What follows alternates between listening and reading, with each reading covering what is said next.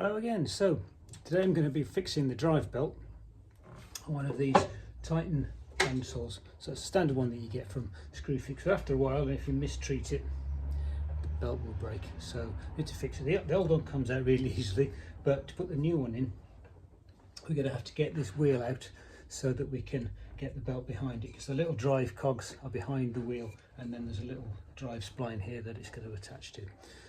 First things first, open it all up.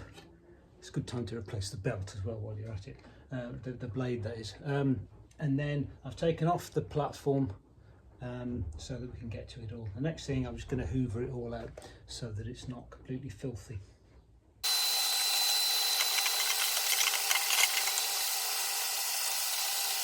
Okay, so that's nice and clean now. Next thing to do is take out the blade. So there's a lever on the back. Pull it the right way. This comes loose.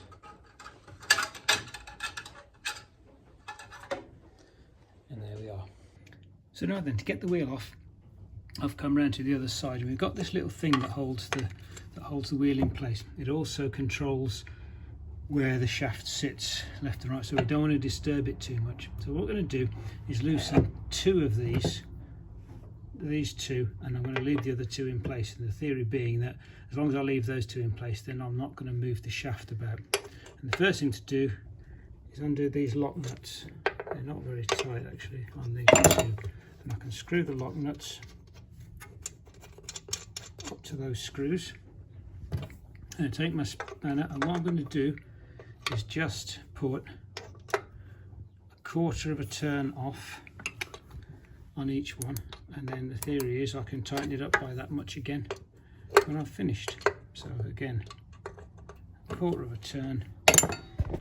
And if we go around to here, we'll see now the wheel is loose and the wheel comes off. There we go.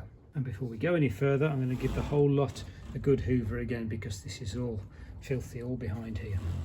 So we've got the new drive belt, got the wheel, drive belt onto the cogs, and then fit it back in place. So got to hook the belt onto the drive where the motor is. Put that back through the hole,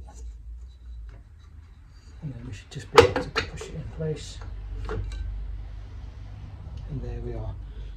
And this is where we have a look at the drive belt and see what the tension is like. So in order to tighten it slightly, and this doesn't need much, it's just slightly loose, I'm just going to pull the wheel back this way. Now beware of this, because it doesn't move it in the way you would think. So if you move this downwards, diagonally downwards, that causes the wheel to come up this way. Okay, so you can play with that just a little bit if the tension's not looking right, but we don't want to use it too much, because what it's going to do is move the wheel, and we could take the wheel out of alignment, which means the blade won't run properly. So that looks all right, and we won't take it much further than that. Go onto this side and just tighten up all of these lock nuts, but not too tightly. Don't want to damage the threads or anything. That'll do. Wheel's now spinning, and we've got the belt in, so now we'll see if it will actually run.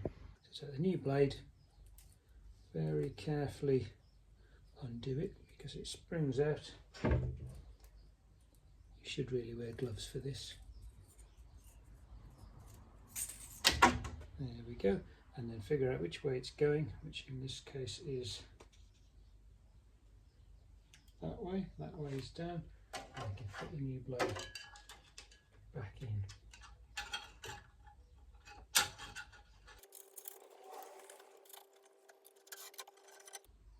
Now once the new blade's back in, we can check that it's running properly.